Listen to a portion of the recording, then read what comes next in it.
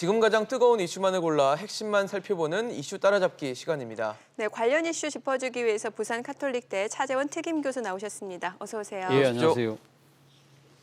교수님 좀 가장 뜨거운 이슈 중에 하나일 겁니다. 엠번방, 박사방, 요즘에 텔레그램을 통해서 이 성착취물을 제작 유포한 혐의를 받고 있는 조주빈.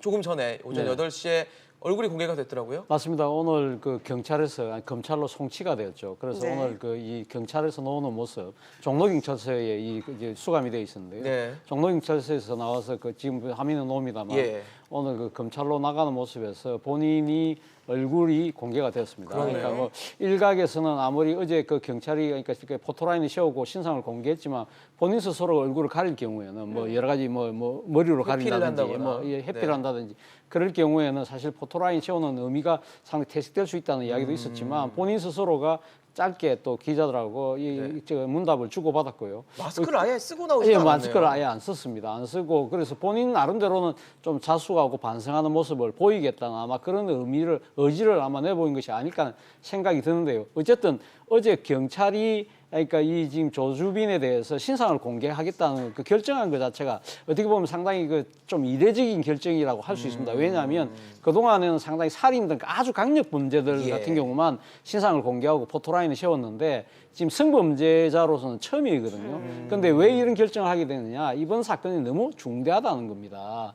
그리고 지금 이번 사건에 대한 국민적 분노가 워낙 크고 그리고 또 이 사건에 대해서 이 포토라인을 세움으로써 사건에 대한 경각심 이런 부분들을 아마 좀 알리겠다는 그런 목적으로 지금 오늘 포토라인 세웠는데요. 정작 오늘 검찰에 들어가는 부분은 또 포토라인에서 세우진 않았습니다. 검찰에는 지난번 조국 사태 때 이 형사사건 피의자들은 전면적으로 공개를 하지 않는다는 그러한 지침에 따라서 검찰은 일단 이제 포토라인이 세우지 않았지만 어쨌든 오늘 경찰 단계에서 이 지금 포토라인이 섬으로써 아마 이런 유사 범죄를 계획하고 있는 사람들에게 주는 경각심의 메시지는 아주 크지 않을까 생각이 듭니다. 네, 사실 지금 알려져 있고 확산돼 있는 내용만 봐도 지금 본인도 악마의 삶이라고 표현을 할 정도로 굉장히 잔혹하고 잔인한 측면들이 좀 있더라고요. 아무래도 해당 피해 여성들 같은 경우는 굉장히 충격을 많이 받을 것 같은 내용들이 많은데 성범죄를 이렇게 저지르면서도 또 이면에는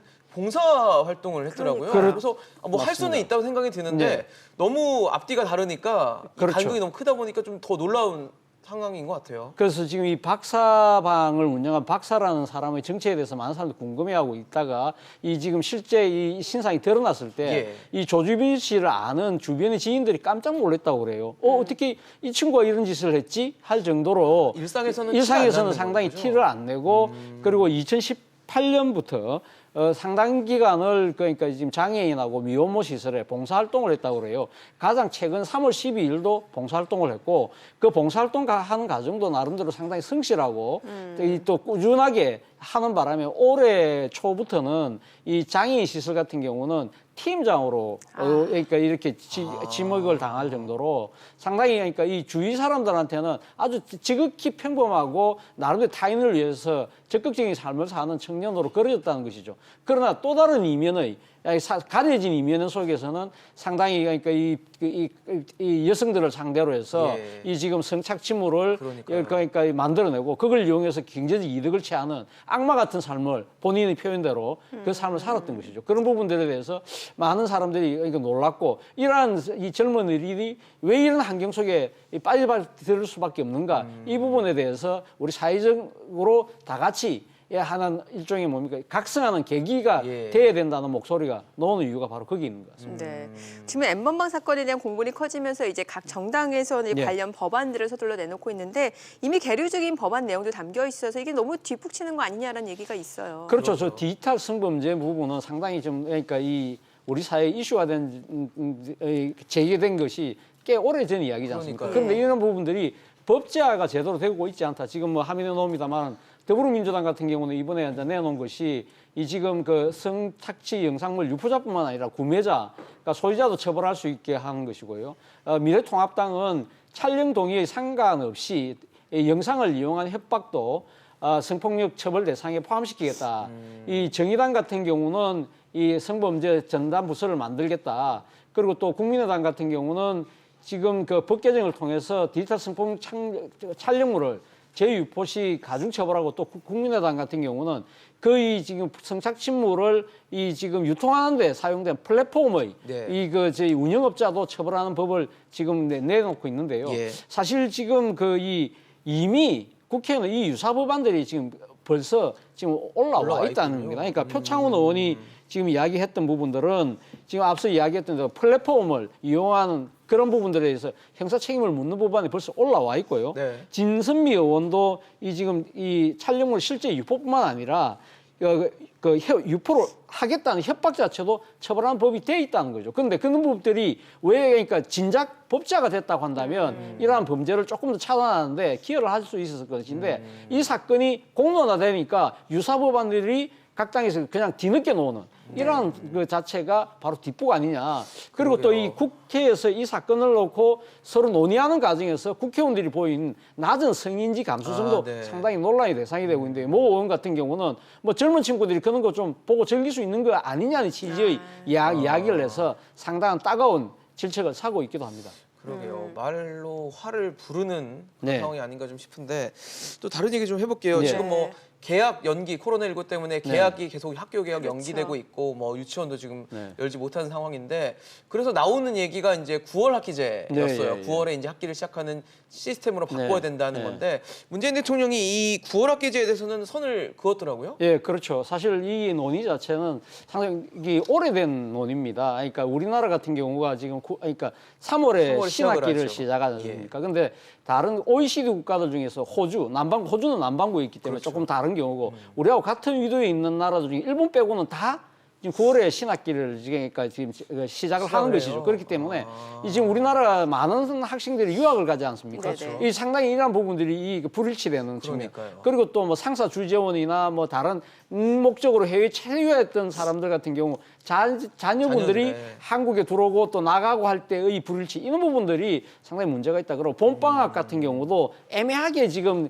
처리되는 부분들이 있거든요. 그렇기 때문에 그걸로 가자는 이야기가 진작부터 나왔어요. 그러니까 지금 보통 20년도 훨씬 더 전인 김영삼 정부 때까지 나와서 가장 최근에는 박근혜 정부 때까지 논의가 됐는데 이 논의가 되다가 안 됐던 이유 중에 하나가 비용이 너무 많이 든다는 겁니다. 한 10조가 넘는 비용이 든다는 것이죠. 그러니까 덕보다 실이 많다. 단순히 네. 시기만 예. 미루는 시기 그렇죠. 그건 그런데 이제 아니네요. 이런 참에 이번에 그러니까 계약이 연기되고 이게 좀 더 연기가 되면 아예 그럼 차라리 그걸로 그럼 밀어버리는 계기를 통해서 예. 아예 신학기를 가면 어떻게 했느냐. 속담으로 치면 엎어진 김에 좀 쉬어가자. 네, 뭐 네. 그런 건데 문재인 대통령이 반대하신 이유는 분명한 것 같아요. 상당히 학교 현장의 혼란이 오히려 더 가중될 수 있다. 그렇죠. 그런 측면도 있고 또 하나는 지금 모든 그 정부가 초점을 맞춰야 되고 방역이거든요. 네. 이 신학기 부분에 대해서 이야기가 하면 오히려 방역에 대한 초점 자체가 흐트러질 수 있다. 방역의 차질을 빚을 수 있다는 그러한 부분들이 아마 판단에 그 하나의 요소로 작용한 것이 아닐까 하는 생각이 듭니다. 네. 자, 이번에는 정치권 또 네. 총선 관련된 소식 좀 해볼게요. 그 민주당의 비례연합정당 더불어시민당 공천이 마무리됐는데 신현영 교수가 4시간 추가 공모에 응하면서 지금 1번이 됐단 말이죠. 그렇죠. 여기에 관련해서 뭐 여러 가지 뒷얘기들이 좀 많이 나올 것 같거든요. 그렇죠. 저는 신현영 교수하고 바로 그 발표 날 아침에도 같이 하고 방송을 같이 했는데 네. 저는 이분이 갑자기 일본으로 올라와서 제가 깜짝 놀랐어요. 네. 근데 코로나 의사로 좀 예, 유명해졌잖아요. 코로나 의사 때문에. 근데 네. 아무래도 1번이라는 것이요. 비례대표 1번이라는 것이 각 당의 그 뭡니까 공천을 하는 나름대로 철학, 가치, 상징이 뭐 있죠. 그리고 또 상징성이 당의 있죠. 입장에서도 하나의 당의 간판, 정체성을 보여주는 측면이 분명히 있는 것이거든요. 네. 그렇다고 한다면 아주 중요한 그 정치적 의미를 두고 있는 일본이. 1번인데 네. 이 1번을 모셔오는데 그러니까 지금 그러니까 대상이 없어서 공모를 하고 4시간 만에 공모에 응한 사람을 그것도 24시간도 되기 전에 그러니까요. 공천을 했다. 이러한 부분들이 상당히 조금 문제 있는 것이 아니냐는 네. 지적이 당연히 나올 수밖에 없는 것이죠. 소위 말해서 번개불 네. 공천이다. 그러게요. 번개불 공천이라는 것 자체는 물론 이제 뭐 신영인 교수님이 자격을 제가 논하는 건 아닙니다만 네, 네. 일종의 그러니까 과정 이제 자체가 좀 너무 과정 자체가 너무 급하게 부실하게 이루어졌죠. 되면서 검증이 제대로 됐느냐 그러한 지적이 나올 수밖에 없는 상황이라는 것이죠. 예. 사실 또 민주당에서는 현역 의원을 이 더불어시민당에 파견하는 그렇죠. 그런 작업에 돌입을 했는데 더불어시민당 그러니까 비례대표 투표용지에 3번 네. 받게 될 수 있을지도 관심일 것 같아요. 그렇죠. 일단 지금 그러니까 이 더불어민주당의 그러니까 비례정당이 더불어시민당이지 않습니까? 그렇죠. 더불어시민당이 아직까지 현역 의원이 0입니다. 제로입니다. 네네. 제로인데 지금 그 이 비례대표 용지를 그러니까 이 기호 순번은 예. 의석수에 따라서 하거든요. 그러니까요. 의석이 없는 경우에는 이 가나다 순으로 갑니다. 그렇다고 한다면 만약에 한 명도 없게 될 경우에는 예. 상당히 뒷순번으로 간다는 거죠. 그렇겠네요. 지금 등록 정당이 한 50개 정도 되는데 만약 50개가 전부 다 올라왔을 경우에 비례 그러니까 지금 더불어 시민당이니까 제가 봤을 때는 한 30번 정도 순위로 갈 가능성도 있습니다. 그렇게 될 경우에는 유권자들이 찍을 때 상당히 그러니까 지금 당 입장에서 불리할 수밖에 없는 것이죠. 그렇기 때문에 의원 파견이 그러니까 불가피하다. 그래서 어제 이해찬 대표가 지금 이 공천 탈락하는 의원들, 불출마하는 의원들 몇 분을 모시고 네네. 좀 제발 좀 옮겨달라 이야기했는데 상당수 적지 않은 의원들이 거부를 했다고 그래요. 왜냐하면 더불어민주당이 그 이전에 미래통합당이 비례한국당이라는 아니 그러니까 비례정당이 미래한국당을 만들고 난 뒤에 의원을 소위 말해서 파견할 때 꺼주게 한다고 상당히 비난하고 형사 고발까지 했어요. 그런데 본인들이 또 그렇게 하면서 하니까 네. 이 지금 아무리 당을 위한 것이라 하지만 개인 의원들 입장에서 각자가 헌법기관인데 자신 입장에서는 명분이 안 서는 짓이다. 못하겠다고 이야기를 했다고 그래요. 그럼에도 불구하고 지금 동의한 의원도 한 7분 정도 되고 자발적으로 가겠다는 분들도 한 2분 계시기 때문에 한 10명 정도까지 또 플러스 알파가 있다고 한다면 10명 이상 간다고 한다면 아마 말씀하신 것처럼 한 3번 정도까지는 충분히 갈 수 있지 않을까? 그러나 민주당 입장에서는 보면 1번이 되는 게 제일 좋죠. 그렇죠. 왜냐하면 이 자신들이 지역구가 지금 의석수가 제일 많기 때문에 1번이잖아요. 그렇죠. 그러면 지역구도 1번, 비례대표도 비례대표 1번으로 가면 제일 좋은데 그렇게 가려고 하면 지금 이 비례 후보를 내는 정당 중에 가장 많은 의석을 갖고 있는 게 민생당인데 21석이에요. 그러면 지금 그거보다 최소한 더 내야 되는 더 거예요? 많이 내야죠. 22명 가야 되는 거죠. 근데 여기다가 만약에 이 미래통합당도 그 경쟁이 벌어질 경우에는 그러려면 더 많은 또 숫자를 내보내야 될지도 모르는 아주 이 국민들이 보기에는 정말 코미디 같은 상황. 그렇네요.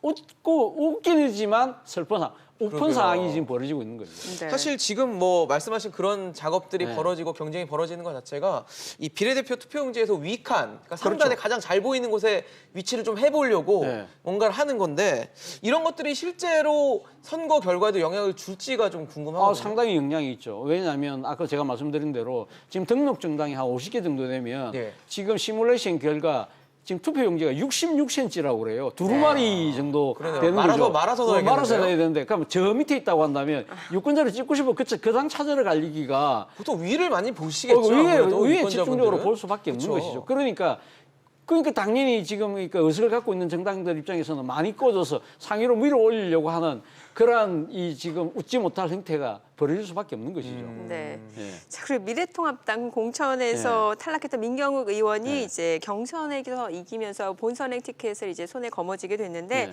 그 황교안 대표 공천 제의 요구로 이제 경선 기회를 얻은 거잖아요. 그래서 네, 최대 네. 수혜자다 이런 얘기가 나와요. 그렇죠. 지금 민경욱 의원이 그러니까 한교안 대표 체제가 들어서고 나서 이 당의 입 역할을 하는 대변인이었어요. 그래서 네. 소위 말하는 친황 의원으로 아주 분류가 되었죠. 그래서 뭐 일부 신문 기사에는 뭐라고 이야기하냐면 한교안의 이 한교안 대표의 나름대로 그 정치적인 구제에 의해서 기사 회생되었다는 이야기가 지금 나오는 상황이거든요. 그렇죠, 그런데 사실 사실. 공천 탈락을 과정에서 했었으니까. 탈락했던 이유 중에 하나가 김영호 의원이 김영호 공관위원장이 뭐라고 이야기를 했냐면 당을 위해서 상당히 많은 일을 했지만 그러나 그게 또 책임져야 될 부분이 있다고 했는데 그 책임져야 될 부분이 소위 말하는 그 막말, 구설에 구설수에 많이 올랐죠. 여러 번 올랐기 때문에 그 부분인데 아무래도 한교안 대표 입장에서는 조금 이렇게 바로 컷오프하기엔 조금 그래도 정치적으로 좀 가혹했다. 그래서 아마 경선을 붙였는데 경선에서 이번에 살아온 겁니다. 본인은 막말까지 한 적이 없다고 했나 봐요.